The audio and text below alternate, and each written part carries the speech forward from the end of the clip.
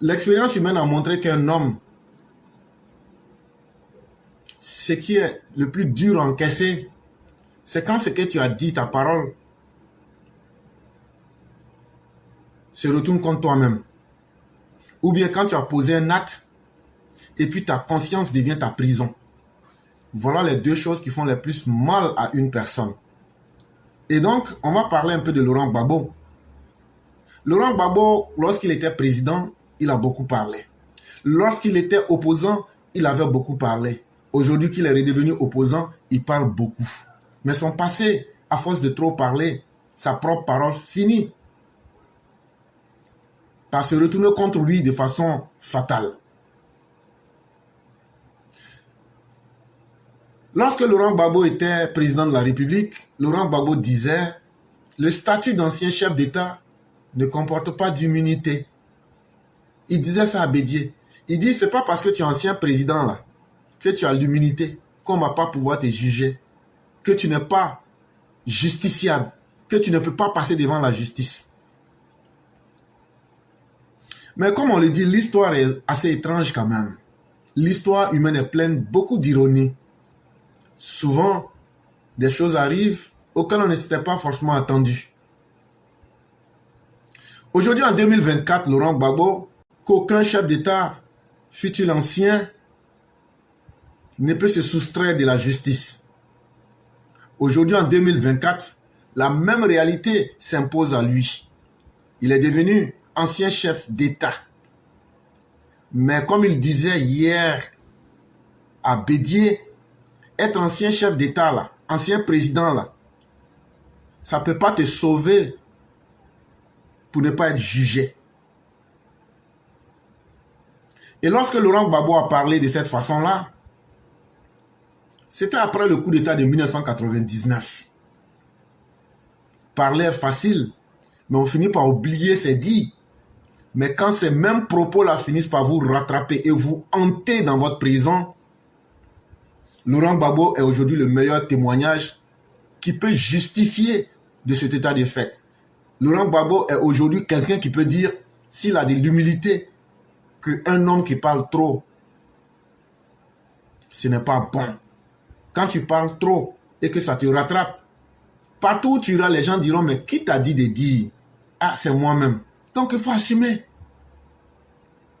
Ou bien quand tu poses un acte qui n'est pas bon et que ta conscience te condamne, toi-même, tu te sens dans une prison partout où tu es parce que tu es en conflit permanent avec ta propre conscience. C'est dans cela que se retrouve exactement Laurent Gbagbo. En 2000, alors que Laurent Gbagbo venait de prendre le pouvoir, il avait été interrogé sur les ennuis juridiques que traversait Henri Konan Bédié. Parce qu'à l'époque, lorsque Henri Konan Bédié a été évincé du pouvoir par coup d'État en 1999, il y avait des accusations de corruption et d'autres affaires judiciaires qui pesaient sur la tête de Bédié. Lorsqu'on a demandé à Laurent Gbagbo, est-ce que, en tant qu'ancien chef d'État, Henri Konan Bédié ne bénéficierait pas de l'immunité?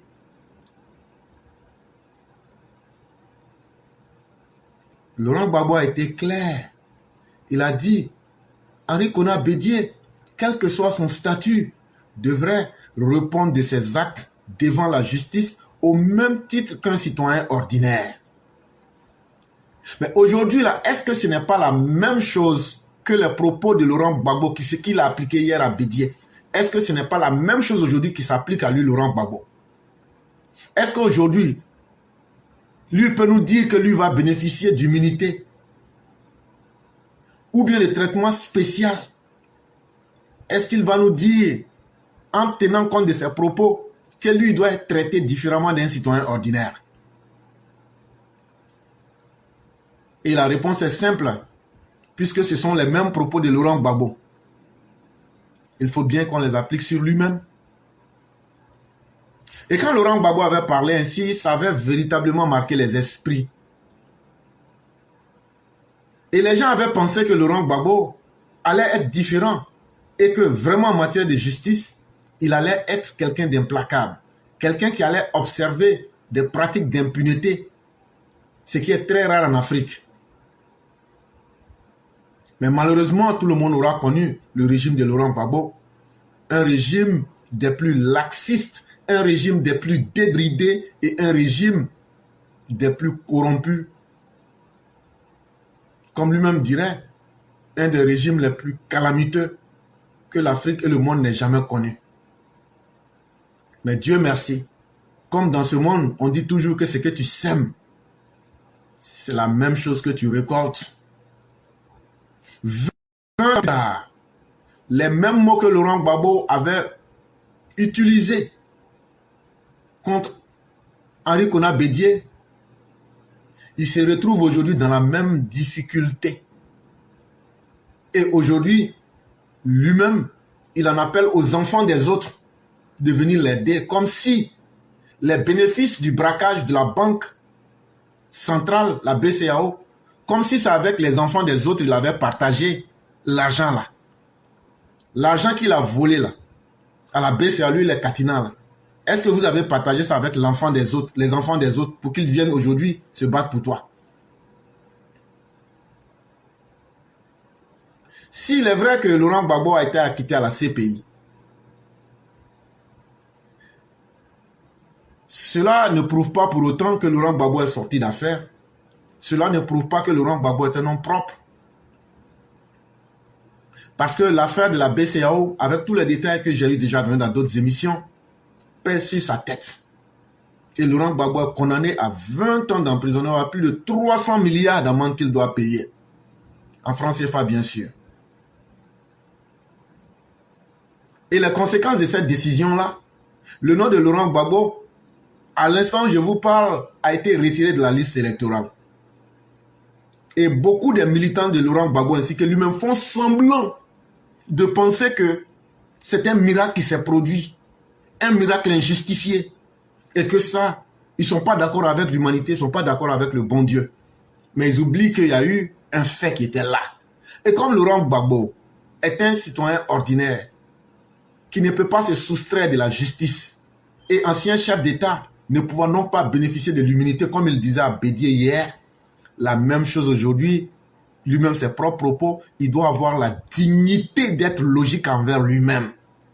Laurent Gbagbo, tout ce qu'on te demande là, sois digne.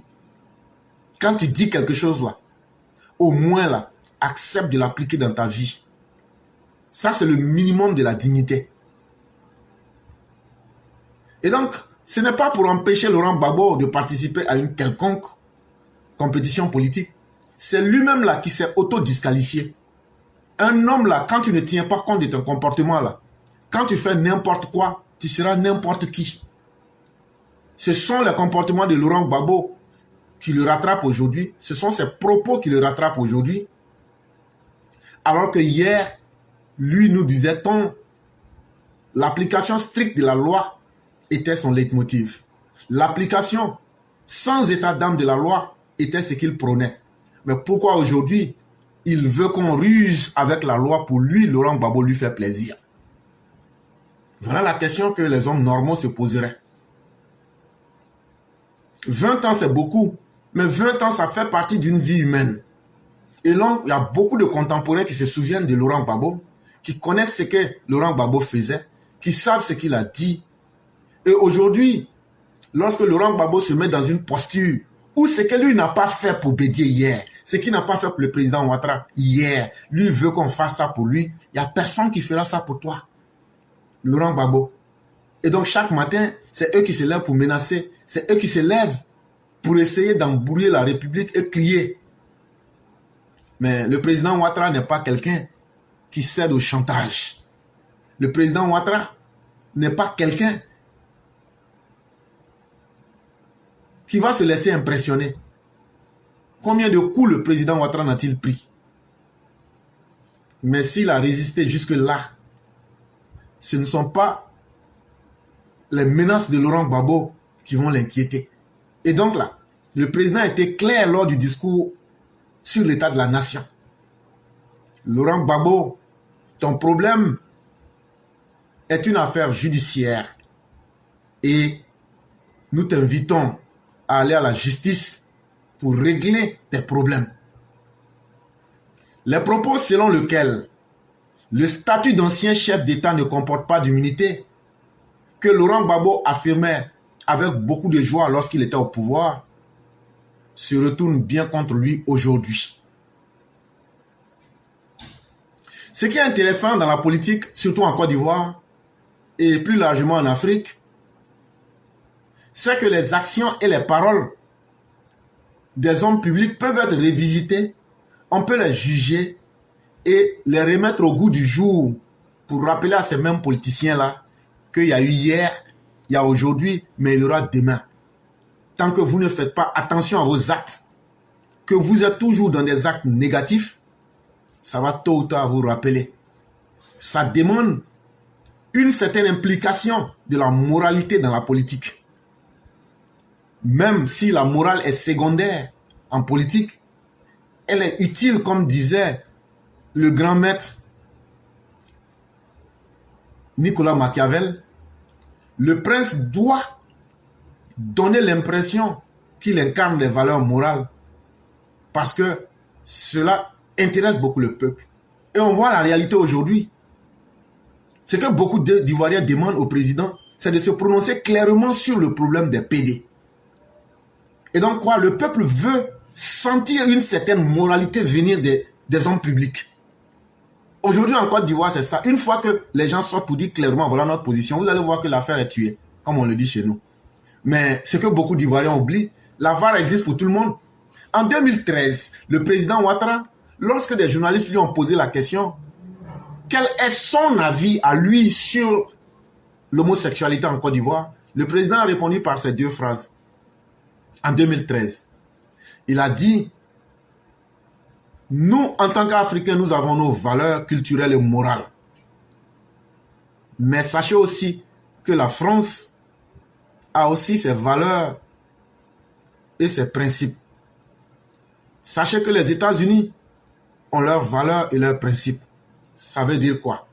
Le chef de l'État, son excellent Alassane Ouattara, montrait clairement que les Occidentaux ont leurs valeurs, autant que nous, Africains, nous avons aussi les nôtres. Et il les mettait en opposition, en disant, vous avez vos valeurs, nous avons nos valeurs. Ça prouve clairement que l'autorité, à travers celui qui est le premier, est opposée à l'homosexualité. Mais beaucoup semblent ne pas tenir compte de cela ou semblent peut-être l'avoir oublié. Mais en 2013, le président Ouattara en personne s'est prononcé lorsqu'un journaliste lui a posé la même question. Et sa réponse a été claire. Nous n'allons pas abandonner nos traditions pour suivre des traditions occidentales. Nous n'allons pas nous abandonner nous-mêmes pour chercher à ressembler à tout le monde. Et donc aujourd'hui, Laurent Gbagbo doit malheureusement pour lui faire face à la réalité qu'il avait pourtant lui-même défendu. Que tu sois un chef d'État, l'immunité là, ça ne te protège pas. C'est Laurent Gbagbo qui nous avait dit ça. Et donc le gros bâton politique qui est retourné pour assommer Laurent Gbagbo lui-même sur sa propre tête va bien déterminer l'avenir de Laurent Gbagbo en Côte d'Ivoire.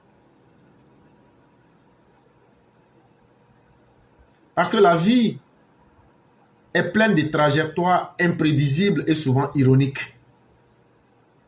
Et un homme, il faut être modeste dans ton évolution. En tout cas, pour ce qui est évident, l'homme des paroles de Laurent Gbagbo planera sur son futur et même son destin, qui semble pour moi en tout cas devenu cruel, un destin cruel et même funeste, puisque Laurent Gbagbo ne s'est pas encore invité lui-même à aller vers l'école de la sagesse. Et tant qu'un homme, tu n'apprends pas à te corriger de tes erreurs, c'est comme ta vie, même si tu vis 1000 ans, ta vie aura été une perte de temps.